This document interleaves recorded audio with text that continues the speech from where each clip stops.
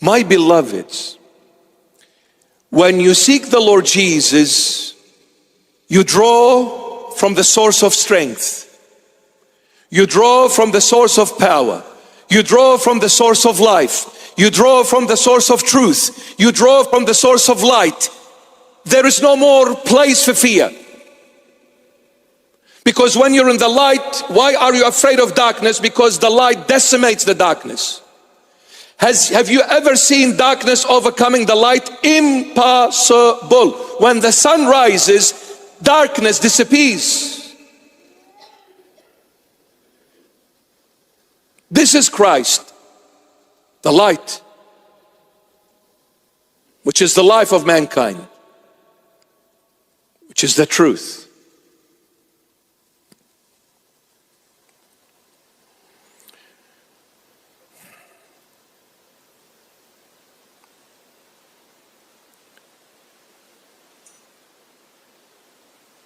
The problem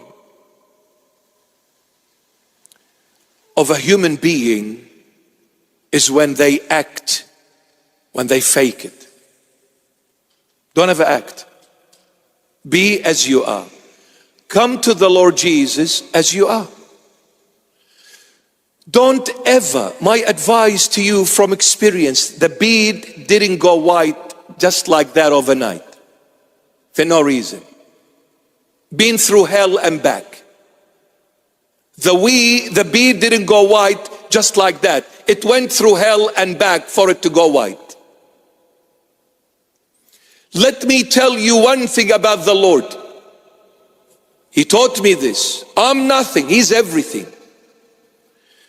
One thing the Lord will never acknowledge, one thing the Lord will never accept, one thing the Lord will never tolerate: when a person approaches the Lord acting.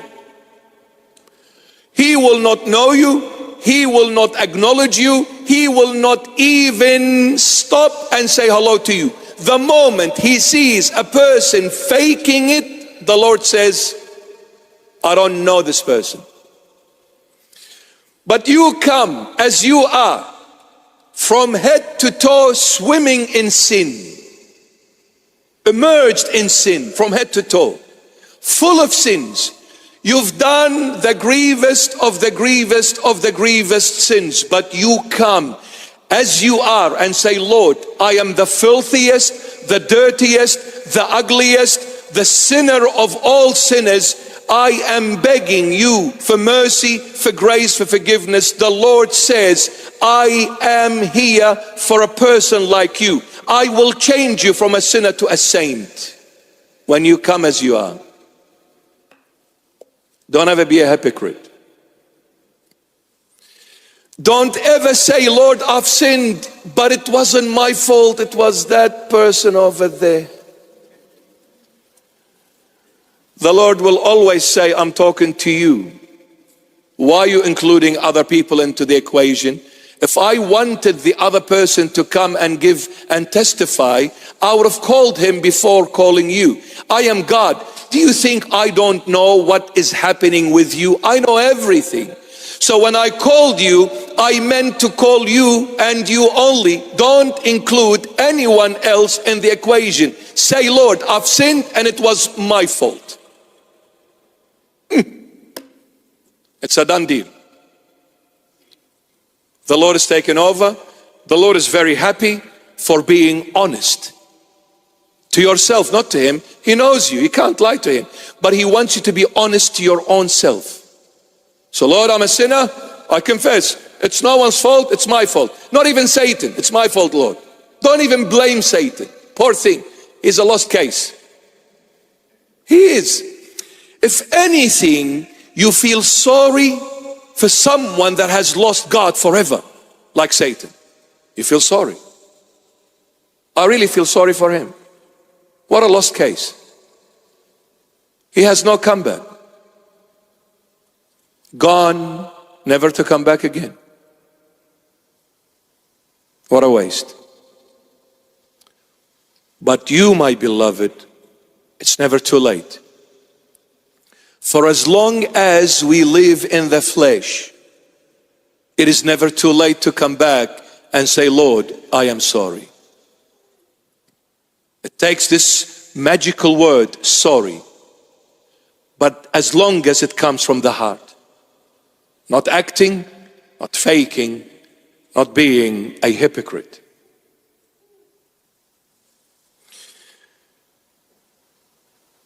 When we rely on others to help us and not God, we are hypocrites. As Christians, as church leaders, more so.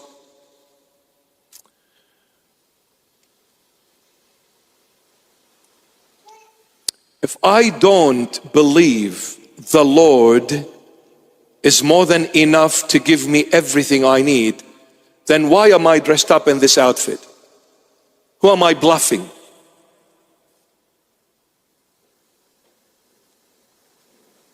I'm laughing at my own self. When we come to the Lord Jesus, we need to come from the heart. He is the God of hearts, not the lips. The lip can say whatever it wants. The tongue gets twisted as it pleases, but the heart never lies. When a person cries, the only reason why we cry, because when we really are honest to ourselves, when we are genuine about a matter, that's where the sensitive chord is hit, is touched. That's where tears come gushing down the eye. When we are honest, genuine, truthful from the heart, then tears will come.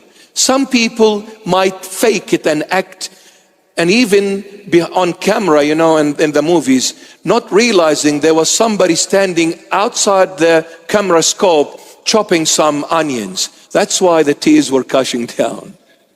They were fake tears. But when you are genuine, even actors, when they are acting, but you see them, they are truly crying. Why? Because when they said something that hit the sensitive chord in their real life, they will cry as if it is true, no longer acting. The Lord wants such people. Come from the heart to His sacred and holy heart and say, Lord, I am a sinner. I am weak. I'm nothing. I need you. I don't need the president. I don't need the prime minister. I don't need anyone there for me to go and say some nice words to them and beg them to help me. No, Lord, I need you. The only government I acknowledge is the one who art in heaven. If you, Lord, will it for me to go and meet this person or that person, I want it to come from you. I will not ever seek it my way. Let it be your way. Let it be your way. If you want me to meet the president, you'll make it happen, Lord, but I will never beg for it. Never. And if you want me to meet the prime minister, you bring him to me. I will never beg for it. Never. I need the Lord. There is a difference between loving everyone, praying for everyone, and between being a hypocrite. We have to love everyone. We have to pray for everyone. But I don't need you outside of Christ. I need you when it's through Christ. Outside of Christ, you go your way and leave me go my Lord's way. We can never meet.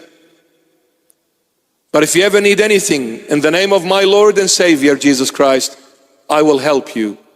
For as long as the Lord helps me, I will help you. But outside of the Lord, to make deals under the table behind closed doors, this is not the way that works in the church. It doesn't. Are we living in the end of times? 100% yes. Pray you guys are always in good health and in good spirit, and you need to be strong. Jesus is good. Therefore, we need to be good for His sake. And no matter what happens and no matter what we go through, the Lord will always be loyal and faithful to His word and to His promise. And the Lord Jesus said, I am with you all the days of your life. Whether it's 969 years of the Old Testament people, or you are an hour-old freshly born baby and gone out of this world and left this world, regardless what that time frame is, the Lord says, I am with you all the days of your life and until the end of all ages.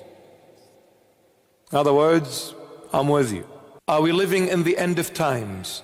100% yes. What is the end of time?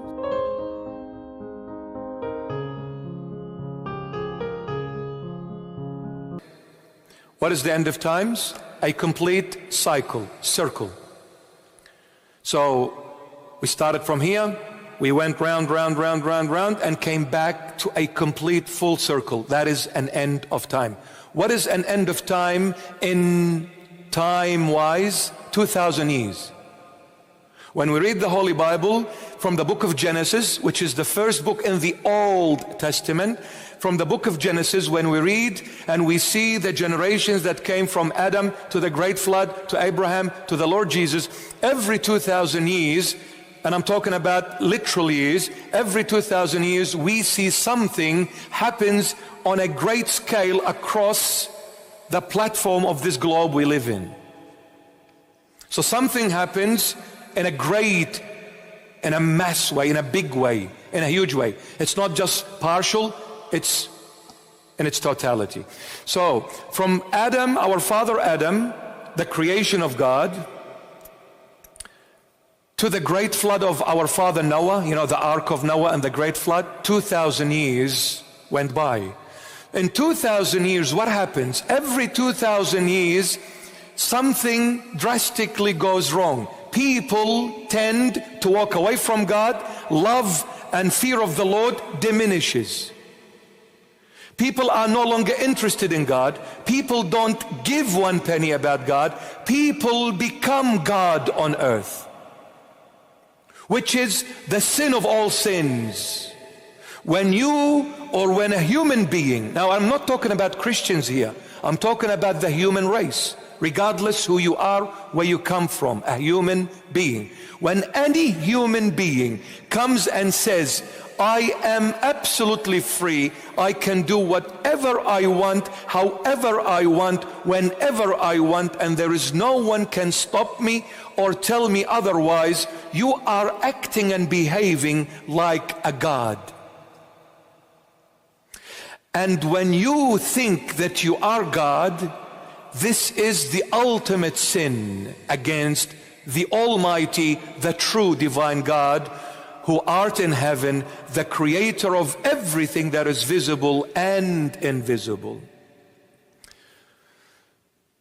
2,000 years is an end of times cycle. End of times is not the end of the world.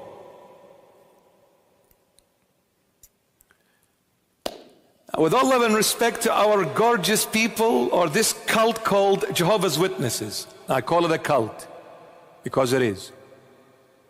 Right? So whoever is listening and they're being offended, I'm sorry, not. And others, even some Christians, they were trying frantically to determine when Jesus Christ is coming back to end the world. If anybody says to you, I don't care who that somebody is, if anybody says to you, I know when the end of the world is, that person is the biggest liar ever.